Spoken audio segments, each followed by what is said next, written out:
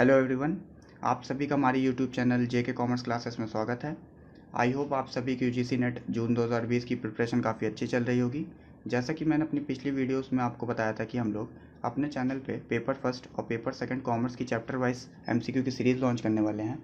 तो उसी की रिगार्डिंग आज हम स्टैटिस्टिक्स की क्लास नंबर 5 आपके साथ डिस्कस करेंगे, जिससे आपकी नॉलेज और कॉन्फिडेंस दोनों बढ़ेगा।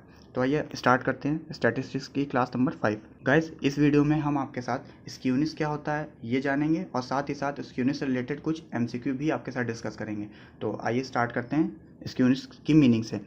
सबसे पहले हम ये जानेंगे कि स्क्यूनिस का मतलब क्या है। स्क्यूनिस को जानने से पहले हम लोग डिस्पर्जन के बारे में जान लेते हैं, क्योंकि जो डिस्पर्जन की कमियां थी उस कमियों को दूर करने के लिए ही हम लोग स्क्यूनिस का यूज़ करते हैं। जो हमारा डिस्पर्जन था वो हमें ये बताता था कि कोई वैल्यू मीन वैल्यू से कितनी दूर है या फिर कोई वैल्यू मीन वैल्यू से कितनी पास है।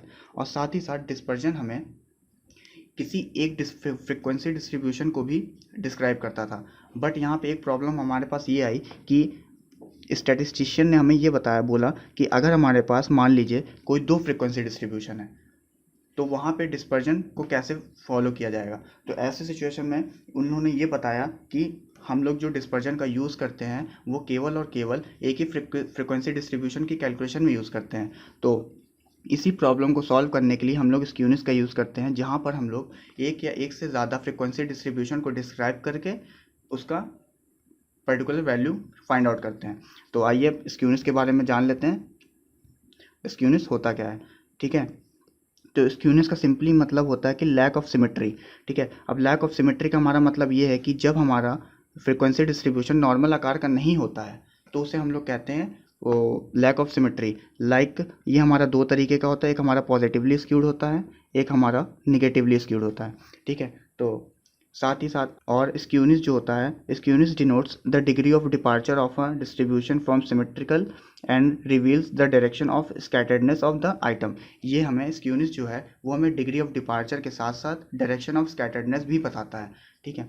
और ये it gives us an idea about the shape of frequency curve. ये हमें फ्रिक्वेंसी कर्व की शेप के बारे में बताता है कि वो पॉजिटिवली स्क्यूड है या फिर निगेटिवली स्क्यूड है। When a distribution is not symmetrical, it is called skewed distribution। जैसा कि मैंने बताया कि जब हमारे पास जो नॉर्मल डिस्ट्रीब्यूशन होता है वो नॉर्मल आकार का नहीं होता है तो उसे हम लोग कहते हैं स्क्यूनिस। आई होप गाइस कि आप सभी को स्क्यूनिस का मतलब समझ में आया होगा और उसकी क्या हिस्ट्री थी कि उस स्क्यूनिस को हम लोग लाए हैं।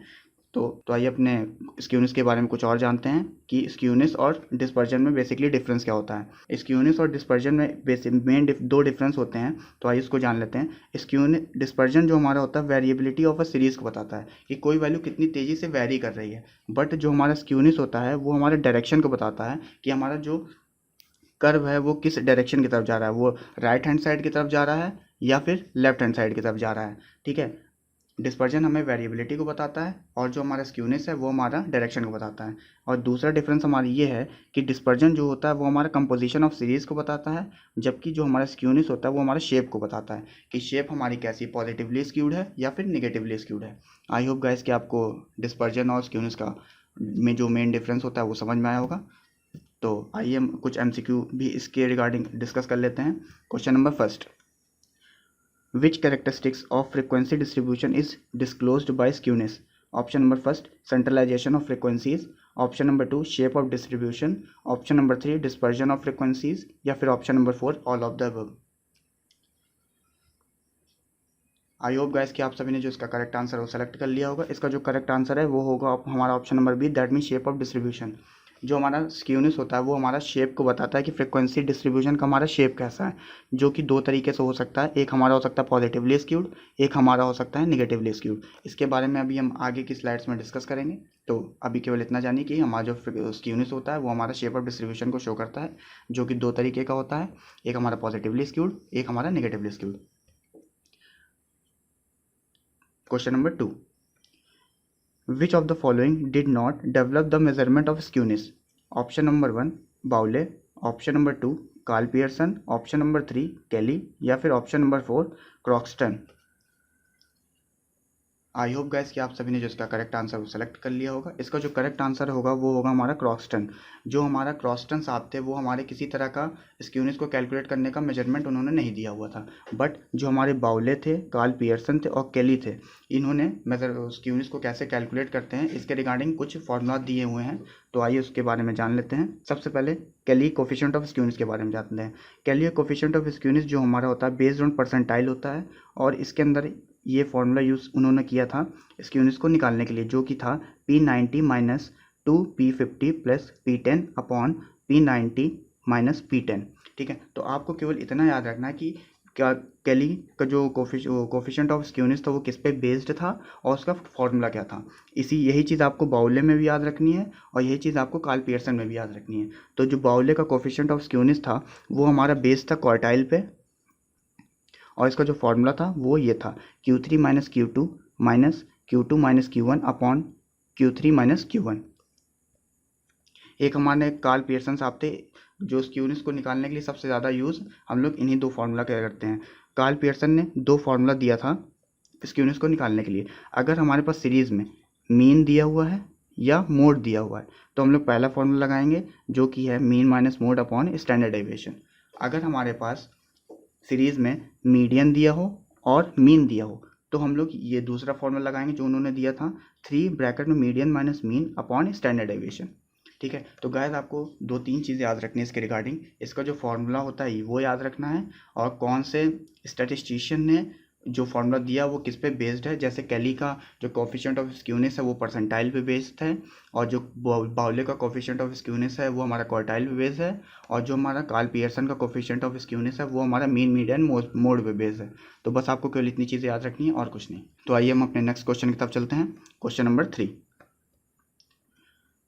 In a positively skewed distribution, option number first, mean greater than median greater than mode, mode greater than median, option number 3, mean greater than mode greater than median, या फिर option number 4, mode greater than median greater than mean. इसका जो correct answer होगा वो होगा हमारा option number A, that means कि mean greater than median greater than mode. जो हमारा पॉजिटिवली स्क्यूड है, पॉजिटिवली स्क्यूड हमारा इस तरह बनता है, और जिसमें हमारी मीन की वैल्यू सबसे ज़्यादा होती है, उसके बाद हमारे पास मीडियन की वैल्यू होती है, फिर हमारे पास मोड की वैल्यू होती है।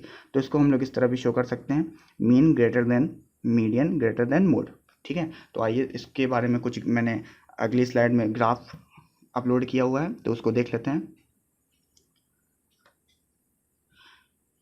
हमारे पास 3 तरह के डिस्ट्रीब्यूशन होते हैं। पहला हमारा होता है सिमेट्रिकल डिस्ट्रीब्यूशन, दूसरा हमारा होता है पॉजिटिवली स्क्यूड, तीसरा हमारा होता है नेगेटिवली स्क्यूड डिस्ट्रीब्यूशन।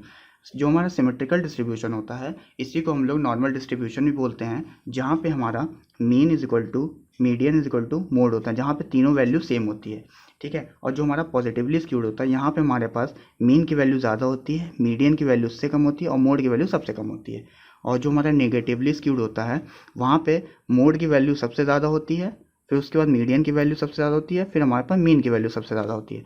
तो आपको केवल इतनी और कितनी चीज़ें याद रखनी है। और आप ये भी याद रखिएगा जो पॉजिटिवली स्क्यूड होता है और जो उसका टेल होता है वो राइट हैंड की साइड की तरफ नीचे की तरफ जाता रहता है, और जो हमारा नेगेटिवली स्क्यूड होता है वो हमारा जो उसकी टेल होती है वो लेफ्ट हैंड साइड की तरफ नीचे की तरफ जाती रहती है। तो ये एग्ज़ाम में शायद प्रीवियस ईयर में पूछा भी गया है, तो इसको आप याद रखिएगा।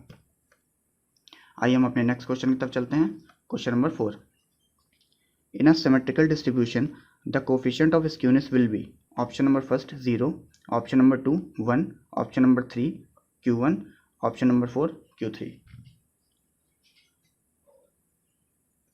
आई होप गाइस कि आप सभी ने इसका जो करेक्ट आंसर है वो सेलेक्ट कर लिया होगा। इसका जो करेक्ट आंसर है वो होगा option number A, that means 0। ठीक है, स्क्यूनेस का मतलब होता है हमारा लैक ऑफ सिमेट्री। ठीक है, मतलब कि जब हमारा जो फ्रीक्वेंसी डिस्ट्रीब्यूशन कर्व है वो हमारा नॉर्मल डिस्ट्रीब्यूशन नहीं है तो उसे हम लोग कहते हैं लैक ऑफ सिमेट्री। तो यहाँ इस क्वेश्चन में हमारा पूछा गया था कि सिमेट्रिकल डिस्ट्रीब्यूशन, मैंने सिमेट्रिकल डिस्ट्रीब्यूशन का अपनी प्रीवियस स्लाइड में बताया हुआ था कि इसका मतलब क्या होता है। जो इसका मतलब होता है वो हमारा होता है नॉर्मल डिस्ट्रीब्यूशन। तो नॉर्मल डिस्ट्रीब्यूशन के केस में जहाँ पे मीन मीडियन मोड हमारा बराबर होता है वहाँ पे किसी भी तरह की सिमेट्री नहीं पाई जाती, तो इसीलिए इसका जो आंसर होगा वो होगा 0। आई होप गाइस कि आप सभी को क्वेश्चन नंबर 4 समझ में आया होगा। तो आइए हम अपने नेक्स्ट क्वेश्चन की तरफ चलते हैं। Question number 5। इफ़ मीन 50 है, मोड 40 है और मीडियन जो हमारा है 45 है, द डिस्ट्रीब्यूशन इज, तो हमारा डिस्ट्रीब्यूशन क्या होगा, पॉजिटिवली स्क्यूड होगा, निगेटिवली स्क्यूड होगा, सिमेट्रिकल होगा या फिर डिफिकल्ट टू टेल। इसका जो करेक्ट आंसर होगा वो होगा हमारा पॉजिटिवली स्क्यूड।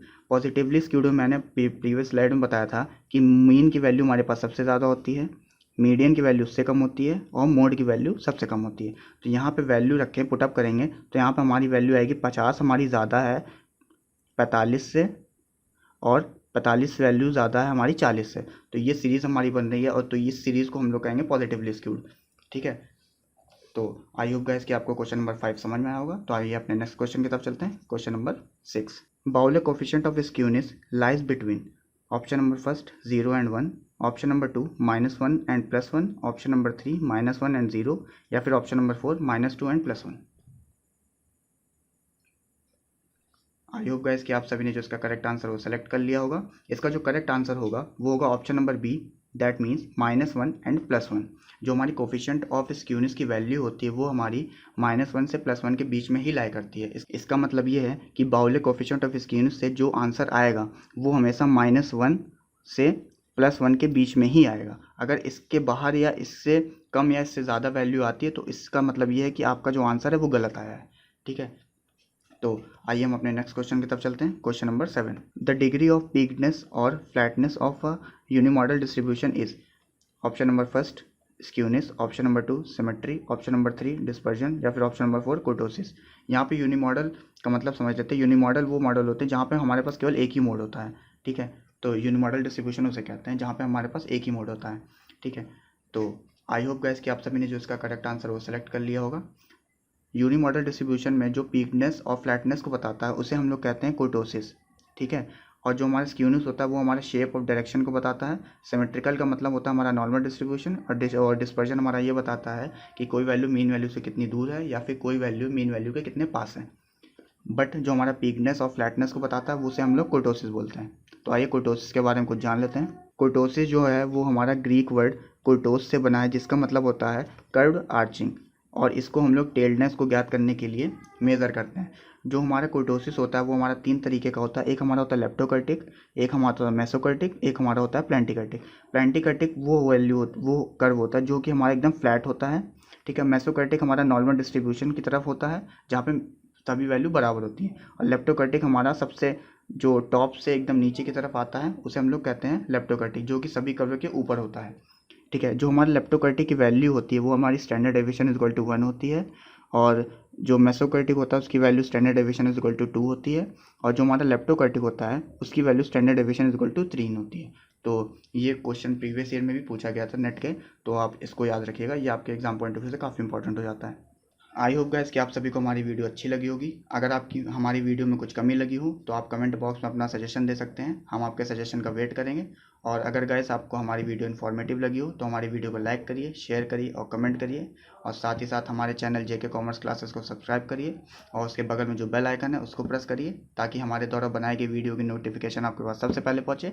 तो thank you so much guys.